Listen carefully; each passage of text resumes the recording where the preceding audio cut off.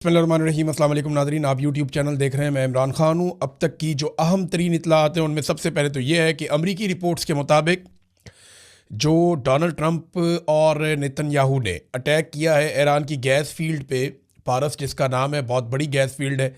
Iran का बहुत हद तक एनर्जी का इसके ऊपर इन्हिसार है, यानी 80% ईरान को कहा जाता है कि गैस यहाँ से मिलती है। जो बिजली की उनकी पैदावार है उसका एक बड़ा हिस्सा यहाँ से पैदा होता है। तो इसके ऊपर हमला एक पैगाम था, ये डोनाल्ड ट्रंप की जानिब से खबर आई है कि ये एक ऐसा पैगाम था जो ईरान को बताया गया कि ईरान आबनाए हरमज़ को खोल दे और आबनाए हरमज़ के अंदर जो कंट्रोल कर रहा है चीज़ों को वो ना करे। लेकिन क्या ईरान ने ये पैगाम वसूल किया?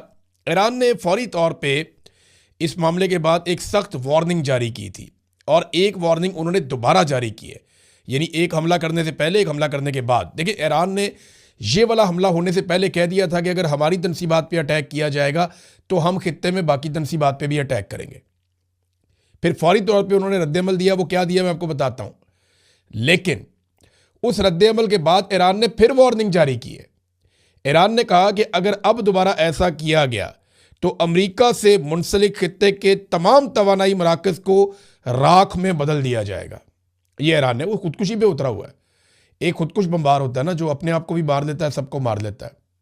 इस पूरी जंग के अंदर जो सबसे बड़ी मुसीबत थी वो शाहिद ड्रोन था, वो भी खुदकुश ड्रोन था। ये लड़ाई खुदकुशी पे है। सबसे पहला बड़ा खुदकुश हमला जो है वो आयतुल्लाह अली खामनाई ने किया कि उन्हें पता था कि वो शहीद कर दिए जाएंगे। उन्हें बताया भी गया, उन्होंने कहा नहीं, मैं जब शहीद हो जाऊंगा फिर मेरी कौम खड़ी हो जाएगी, और वही हुआ। तो ये ईरान, पूरी लड़ाई का जो डिज़ाइन है ईरान का, वो खुदकुशी वाला है।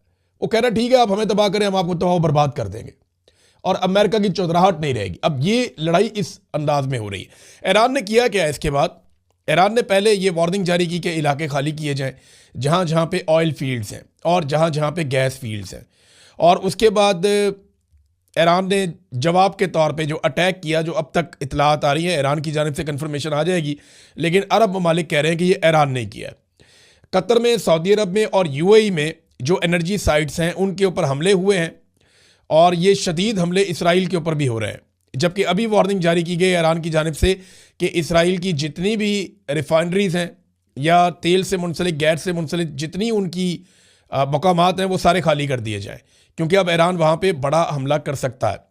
कतर ने बताया कि वहाँ पे रासलाफन जो गैस फील्ड है उसे बड़ा अच्छा खासा नुकसान पहुँचा है ईरानी हमले की वजह से। उन्होंने ईरान के बारे में कहा और इसके बाद कतर ने ईरान का जो सफारती अमला है उन्हें नापसंदीदा शख्सियत करार देकर 24 घंटों में कतर को छोड़ने का उन्हें हुक्म जारी कर दिया कि कतर को छोड़ के चले जाएं वहाँ से।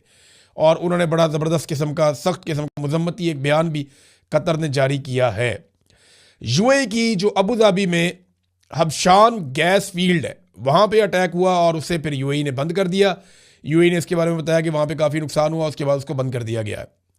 फिर सऊदी अरब के बकौल उसकी 2 रिफाइनरीज के ऊपर अटैक किया गया है, लेकिन सऊदी अरब ने इंटरसेप्ट किया। मुझे ऐसा लगता है कि ईरान ने सऊदी अरब पे जो अटैक किया वो जानबूझ के इस नौयत का था कि सऊदी अरब ने उसको इंटरसेप्ट कर लिया और इतना नुकसान नहीं हुआ। 4 लोग ज़ख्मी हुए हैं, जो मलबा गिरा मिसाइलों का नीचे, उसमें 4 लोग ज़ख्मी हुए हैं। सऊदी अरब ने यह स्टेटमेंट दिया कि ईरान का जो कुछ भरोसा बचा था वो इन हमलों के नतीजे में चला गया। और सऊदी अरब ने यह भी कहा कि वो ईरान के खिलाफ फौजी कार्रवाई का हक महफूज रखता है। अब ये तो आ गया जनाब उनका स्टेटमेंट। और कुछ डेवलपमेंट भी हैं जो ईरान ने किए हैं फौरी तौर पे आज के दिन में, क्योंकि एक डाटा है मेरे पास। उस डाटा को अगर आप देखते हैं तो आपको समझ आती है कि ईरान ने पहले दिन बहुत बड़े पैमाने पर हमले किए थे, फिर 1-2 दिन के बाद उन हमलों की शिद्दत में कमी आ गई थी। लेकिन अगर आप जंग का 17वां, 18वां, 19वां दिन आप देखें तो ये लगातार मिसाइलों और ड्रोन की तादाद में इजाफा हो रहा है। जब अमेरिका ने यह अनाउंस किया कि अब ईरान के हथियार ख़त्म हो रहे हैं या बहुत थोड़े से ड्रोन और मिसाइल रह गए हैं या 8% रह गए हैं, जब डोनाल्ड ट्रंप ने यह कहा तो ईरान ने एकदम एक्सीलेटर पे पाँव रख दिया और अब ईरान जो है वो ड्रोन भी ज़्यादा मार रहा है और मिसाइल भी ज़्यादा मार रहा है। और इस मरतबा उसके ड्रोन और मिसाइल्स निशाने पर इसलिए लग रहे हैं कि खित्ते का जो एक इंटरसेप्शन का निज़ाम था, दिफाई निज़ाम था, फ़िज़ाई दिफाई निज़ाम, वो काफ़ी हद तक ईरान ने पहले ही मुतासर कर दिया है। ईरान ने रियाद में, सऊदी अरब का शहर है, वहाँ पे अमरीकी फाइटर जेट्स का जो फ्यूल डिपो है वो भी तबाह कर दिया है। इसके अलावा यूएई के अल-मिनहार एयर बेस पर ईरान ने एक और हमला किया है। इसराइल के बिन गवीरियान एयरपोर्ट पर तबाही मचा दी है, वहाँ पे 3 तैयारे भी तबाह होने की इत्तला आई है। तो ये ईरान अपनी जो स्ट्राइक्स है, जो हमले की कैपेसिटी है, उसको बढ़ाता जा रहा है। और जिस तरह ईरान के ऊपर ज़्यादा हमले होते हैं, उसी तरह ईरान वापस भी ज़्यादा हमले करता है। अब ईरान ने यह कहा कि दोबारा अगर हमारी ऑयल की या गैस की तनसीबात को निशाना बनाया गया तो हम जवाबन बाकी सबकी तनसीबात को निशाना बनाएंगे। ये ईरान क्यों कर रहा है? क्योंकि सऊदी अरब देखें, ये कहता है कि हमारी सरजमीन से कोई हमला नहीं हो रहा। यही बात जो है वो बाकी ममालिक भी कह रहे हैं कि हमारी सरजमीन से अटैक नहीं हो रहा। लेकिन इन मुल्कों के अंदर अमेरिकन अड्डे मौजूद हैं और अमेरिकन ने इनको इस्तेमाल किया है ईरान के खिलाफ लड़ाई में। जबकि इसराइल जो है वो जितने भी हमले करता है वो इन्हीं ममालिक की फ़िज़ाई हदूद इस्तेमाल करके करता है। ऐसा नहीं हो सकता कि इसराइल जो है वो बहुत घूम फिर के पूरी दुनिया का चक्कर लगा के आए, वो इन्हीं ममालिक के ऊपर से आता है। यानी अमरीकी तैयारे जो यूके की फ़िज़ाई हदूद से उड़ के जाते हैं लड़ने के लिए, यूरोपियन ममालिक उन्हें अपनी फ़िज़ाई हदूद नहीं दे रहे।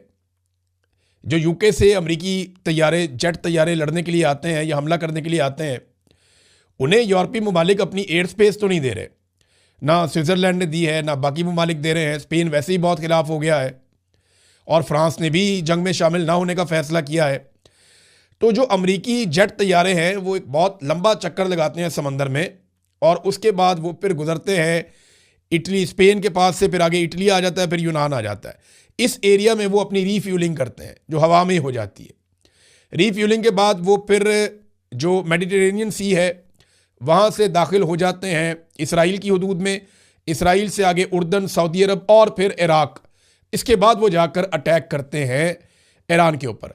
तो सऊदी अरब की और इराक की और उर्दन की, इन ममालिक की जो फ़िज़ाई हदूद है और इसराइल की, ये इस्तेमाल होती हैं जब भी ईरान के ऊपर अटैक करना होता है और ये अमेरिका इस्तेमाल कर रहा है। अब आप अंदाज़ा करें कि यूरोपीय यूनियन या यूरोपीय ममालिक अपनी फ़िज़ाई हदूद अमेरिका को नहीं दे रहे।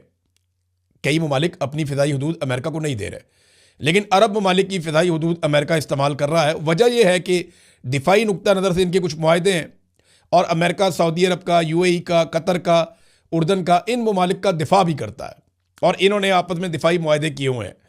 बहरहाल इस हमले के बाद, या ये जो हमले हुए हैं इसके बाद काफ़ी कशीदगी है और ईरानी वज़ीर ख़ारजा ने फ़ौरी तौर पर राब्ते भी किए।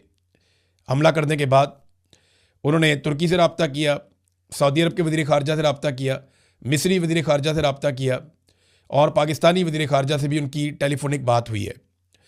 और सऊदी अरब ने फ़ौरी तौर पे एक मीटिंग बुलाई इन हमलों के बाद कि अब करना क्या है। तुर्की के वज़ीर ख़ारजा थे उस मीटिंग में, सऊदी अरब के वज़ीर ख़ारजा थे, मिस्री वज़ीर ख़ारजा थे और इन्होंने टेलीफोनिक रब्ते भी किए हैं मुख्तलिफ़ ममालिक के वज़राए ख़ारजा के साथ। सऊदी अरब ने यह क्लेम किया है कि पाकिस्तान के साथ एक दिफाई हमारा मुआहदा है, अगर ईरान के साथ हम लड़ाई में उतरते हैं तो वो मुआहदा फ़ाल हो जाएगा और पाकिस्तान हमारी तरफ से लड़ेगा और पाकिस्तान के जो एटॉमिक हथियार हैं वो सऊदी तजज़ियाकार हैं, वो ये बात कर रहे थे। और आपको पता है कि वो कोई भी ऐसी बात वहाँ पे नहीं की जा सकती जो सऊदी हुकूमत की मर्ज़ी या मंशा के ख़िलाफ़ हो। वहाँ पे वो बात नहीं हो सकती, ये हम सारे अच्छी तरह जानते हैं। तो अब ऐसा लगता है कि पाकिस्तान को कोई ना कोई पोजीशन लेनी पड़ जाएगी आने वाले दिनों में। लेकिन एक इंटरेस्टिंग चीज़ मैं आपको इसमें बताता हूँ, वो ये है कि ईरानी वज़ीर ख़ारजा ने, आपने देखा होगा 1-2 दिन पहले एक खैर सगाली ट्वीट किया था पाकिस्तान के बारे में और पाकिस्तान का शुक्रिया अदा किया था। पाकिस्तान की जानिब से किसी हाई ऑफिशियल ने, किसी बड़े ऑफिशियल ने इस ट्वीट के ऊपर जवाब नहीं दिया। यानी नॉर्मली तो ये होता है ना, जब आपकी तारीफ़ कोई करे तो फिर आप जवाब देते हैं। वज़ीर ख़ारजा इसके ऊपर जवाब दे सकते थे, वज़ीर इत्तलात इसके ऊपर जवाब दे सकते थे, लेकिन मैंने देखा नहीं, या मेरी नज़र से नहीं गुजरा। किसी की नज़र से गुजरा हो तो वो बता दे, लेकिन बज़ाहिर ऐसा कुछ दिखाई नहीं दिया। पाकिस्तान की हुकूमत ने कोई गर्मजोशी नहीं दिखाई। जब ईरान ने पाकिस्तान का शुक्रिया अदा किया तो पाकिस्तान की जानिब से कोई गर्मजोशी दिखाई नहीं गई। ईरान ने पाकिस्तानी ऑयल टैंकर्स के लिए आबनाए हुर्मुज़ को भी खोल दिया, लेकिन इसके बावजूद पाकिस्तानी हुकूमत ने इस बात को इंश्योर किया कि पाकिस्तानी ऑयल टैंकर्स के हवाले से पाकिस्तान के मीडिया में ज़्यादा ख़बरें ना चलें या ख़बरें चले ही ना। बल्कि ऐसी ख़बरें मैंने सुनी और सोशल मीडिया के ऊपर बाकायदा इसका इजहार किया गया कुछ सहाफ़ियों की जानिब से कि यह मना किया गया है कि जो पाकिस्तानी ऑयल टैंकर्स हैं वो कहाँ से गुजरते हैं, कैसे आते हैं, इसके बारे में रिपोर्टिंग ना की जाए। तो पाकिस्तान को ईरान ने 2 किस्म की फैसिलिटीज़ दी। एक तो ईरान ने कहा ठीक है जी, हम आपको सस्ता तेल भी देते हैं, आपको जितना चाहिए आप हमसे ले लें।